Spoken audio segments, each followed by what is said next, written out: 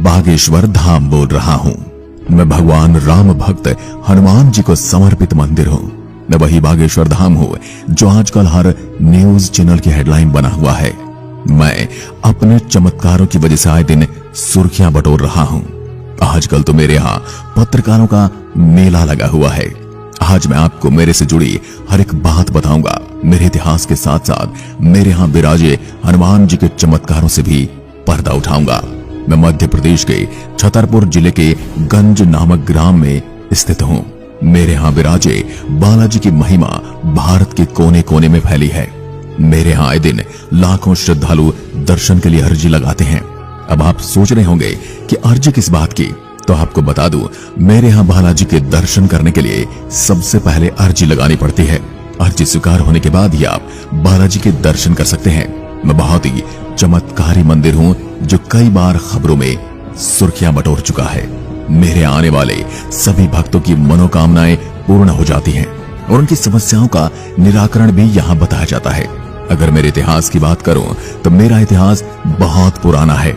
माना जाता है कि मेरा निर्माण चंदेल काल में हुआ था, लेकिन सन 1986 में यहाँ के पास के ग्राम वासियों के द्वारा मेरा पुनर्निर्माण किया गया, जिसके बाद इसी गांव के बाबा सेतुलाल गर्ग, जिन्होंने चित्रकूट से दीक्षा प्राप्त की थी, वहां पर गांव आए और फिर मेरे इस प्राचीन कालीन मंदिर में राम कथा कहने लगे। साथ ही साथ झाड़ फूंक का काम भी करने लगे। 1989 में बाबा राम सेतु जी ने मेरे यहाँ एक विशाल महायज्ञ का भी आयोजन करवाया था, जिसके पश्चात भगवान दास गर्ग मेरे यहाँ दरबार लगाने लगे थे। मेरा इतिहास यहीं खत्म नहीं हो जाता। सन 1996 में धीरेन्द्र कृष्ण शास्त्री के जन्म से ही मैं सुर्खियों में आने लगा था, लेकिन उस समय इतनी टेक्नोलॉजी नहीं थी जिसकी वजह से मेरी ख्याति जन जन तक पहुंच पाए। सन 1987 से लेकर 2015 तक भगवान दास गर्ग जी महाराज धाम पर दरबार लगाया करते थे और धीरेन्द्र कृष्ण शास्त्री जी ने अपना गुरु उनके दादाजी को माना।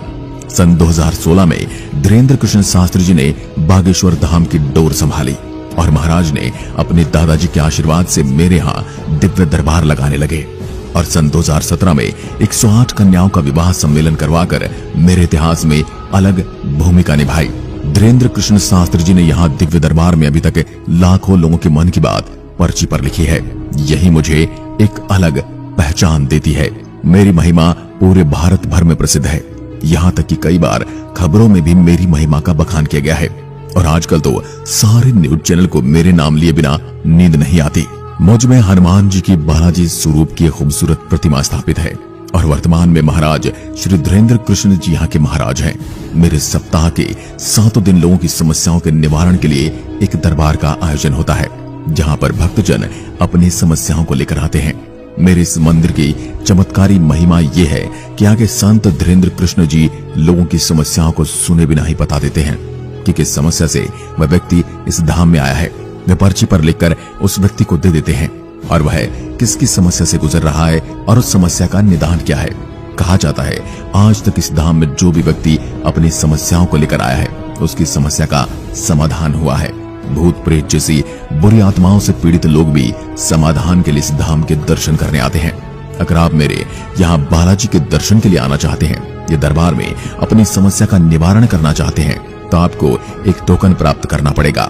यह टोकन कैसे प्राप्त किया जाता है इसकी जानकारी मैं आपको अभी देता हूँ। जो भी लोग मेरे यहाँ दर्शन करने आना चाहते हैं उनके पास इस धाम का टोकन होना जरूरी है। टोकन उन्हीं लोगों को जारी किया जाता है जो मेरे आने के लिए अर्जी लगाते हैं। टोकन मेरे यहाँ की सेवा समिति की तरफ से निश्चित समय अवधि के अंतराल में ही वितरित किए जाते हैं। ऐसे में टोकन की समय अवधि क्या है इसे जानने के लिए मेरे यहाँ की आधिकारिक हेल्पलाइन नंबर 8120592237 है, जिस पर संपर्क करके भक्तजन टोकन की समय अवधि के बारे में जान सकते हैं। इसके अतिरिक्त आप स्वयं यहाँ आकर इसकी जानकारी ले सकते हैं। उसके बाद जो तिथि निर्धारित की गई है उस तिथि पर जाकर आप टोकन को प्राप्त कर सकते हैं, जिसके बाद आपकी अर्जी लग जाएगी। मेरे इस धाम के दर्शन के लिए जो टोकन दिए जाते हैं उसमें व्यक्ति की कुछ महत्वपूर्ण जानकारियां जैसे कि उसका नाम, पता और मोबाइल नंबर दर्ज होता है।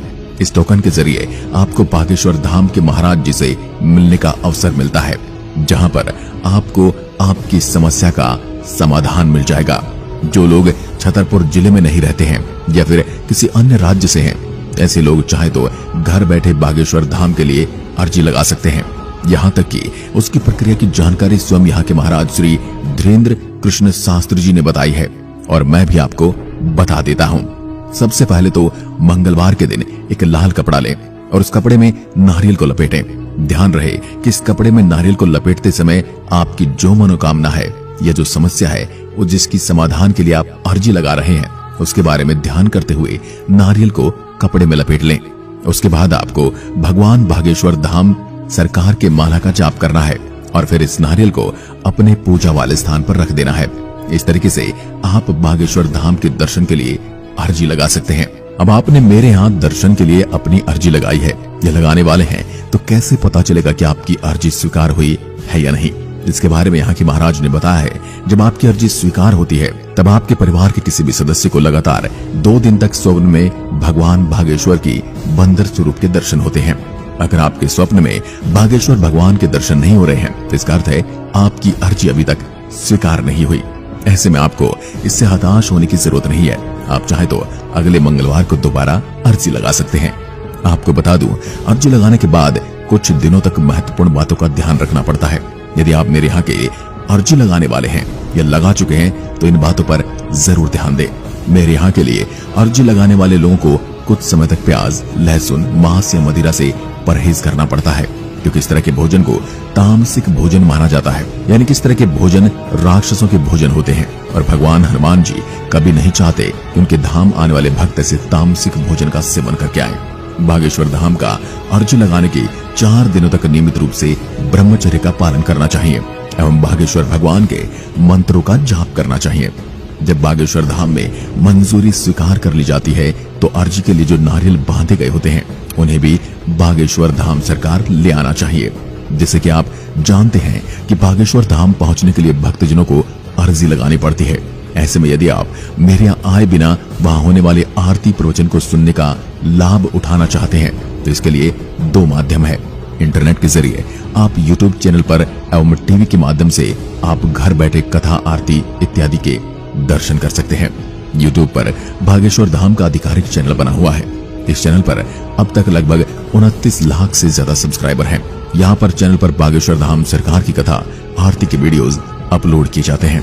इसके अतिरिक्त यदि आप टीवी के माध्यम से बागेश्वर धाम सरकार में होने वाली कथा और आरती को देखना चाहते हैं तो इसके लिए आप संस्कार या आस्था टीवी चैनल पर इसे देख सकते हैं। इस चैनल पर बागेश्वर धाम में होने वाली कथा वचन का सीधा प्रसारण किया जाता है।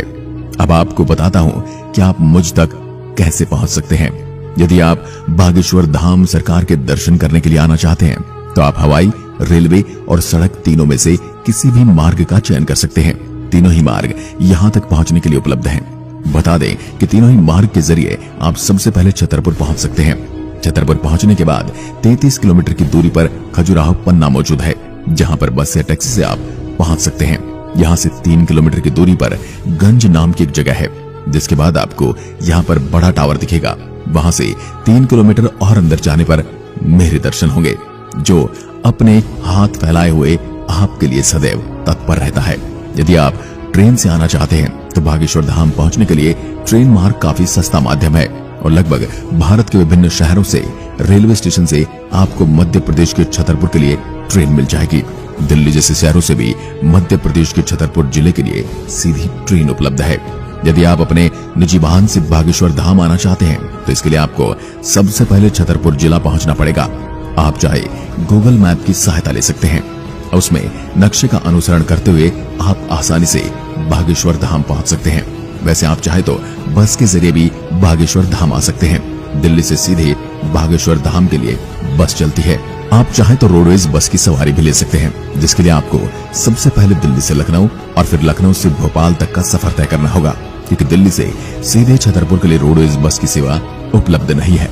यदि आप बागेश्वर धाम हवाई मार्ग के जरिए आना चाहते हैं तो बता दें कि बागेश्वर धाम पहुंचने के लिए सबसे नजदीकी हवाई अड्डा खजुराहो हवाई अड्डा है, जहां से लगभग भारत के कई बड़े शहरों के हवाई अड्डों से जहाज सीधी उड़ान भरते हैं। लेकिन फिर भी आपको अपने क्षेत्र के हवाई अड्डे से खजुराहो के लिए सीधी फ्लाइट उपलब्ध है या नहीं, इसकी जानकारी ले लेनी चाहिए। यदि आप भारत के किसी छोटे शहर से हैं जहां से आपको सीधे खजुराहो के लिए फ्लाइट टिकट उपलब्ध नहीं हो रही है तो आप सबसे पहले ग्वालियर एयरपोर्ट के लिए टिकट बुक कर सकते हैं, क्योंकि ग्वालियर एयरपोर्ट के लिए भारत के छोटे शहरों से भी फ्लाइट उपलब्ध है। इसके बाद वहां से आप खजुराहो एयरपोर्ट की यात्रा कर सकते हैं। खजुराहो पहुंचने के बाद बस या टैक्सी के माध्यम से छतरपुर पहुंच सकते हैं। जिस तरह से आजकल महाराज धीरेन्द्र शास्त्री को लेकर विवाद बना है, वह भी एक सोचने का विषय है। हम ये नहीं कहते कि अंधविश्वास पर विश्वास करना चाहिए।